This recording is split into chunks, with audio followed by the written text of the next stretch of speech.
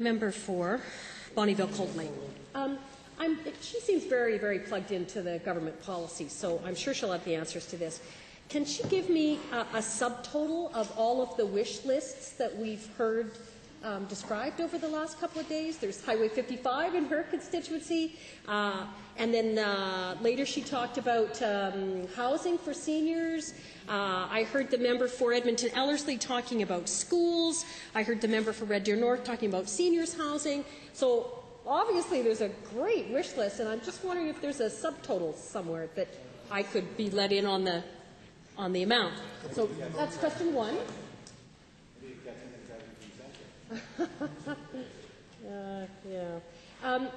My second question is that this motion is about creating debt. It's about setting up a system so the province can borrow money to do something.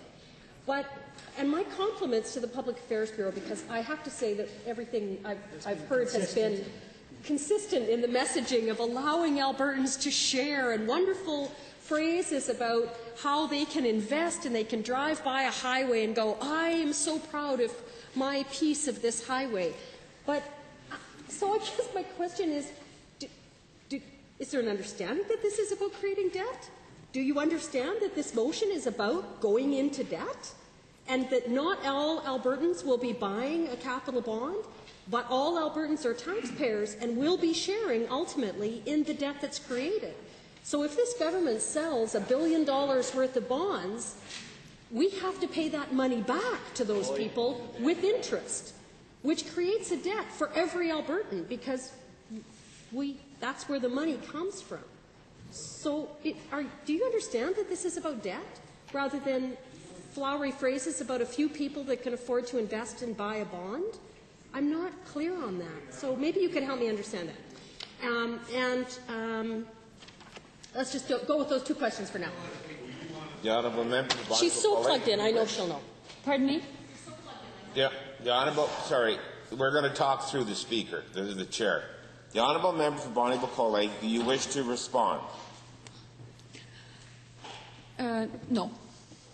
The Honourable President of the Treasury Board, did you have a question in this? The Honourable Member from Bonnyville, I would wonder if she would be aware of the difference between an investment in an asset in the future of Alberta and debt, or if she would know, because apparently some don't, if she would know the difference between appropriate use of public borrowing as defined by just about every democracy and country in the world right now and gibberish, or if she thinks that there's a future for her constituency in Alberta that's prosperous and forward-looking. Okay, stop the clock. 1:57. We're dealing with a point of order now. The Honourable Thank Member you so much, Mr. Speaker. Well, it's just interesting, Mr. Speaker, that I've heard so much in the last couple of days about a respectful give and take of ideas, and then we have ministers of the Crown, and should be respected ministers of the Crown, who get up and make statements which are truly casting aspersions. So under 23 H, I, and J, which are all about saying unnecessarily nasty things to characterize other people, which we just didn't need in this debate. And the minister could have controlled himself, but he just couldn't. He has to get in there and say an allegation against another member, and with the hand gesture, he was certainly indicating this member, because there's no one else on this end that it could possibly be at this time. I don't think it's a motive to say that anything that I was referring to was gibberish, but it was certainly using abusive or insulting language of a nature likely to create disorder. So I would ask that the member withdraw that. I mean, I'm more than willing to engage in the debate, and if the member had listened to what I've been saying, I clearly outlined the case for borrowing for capital projects. So clearly I do understand it. So I'm asking the minister to contribute to some good give and take in this assembly, to encourage a good give and take and respect between the two sides of this House, and withdraw his comment. Thank you. We're not going any further. It's 11 minutes after 4 on the 4th day of the first week, and the Chair is going to deal with this matter right now.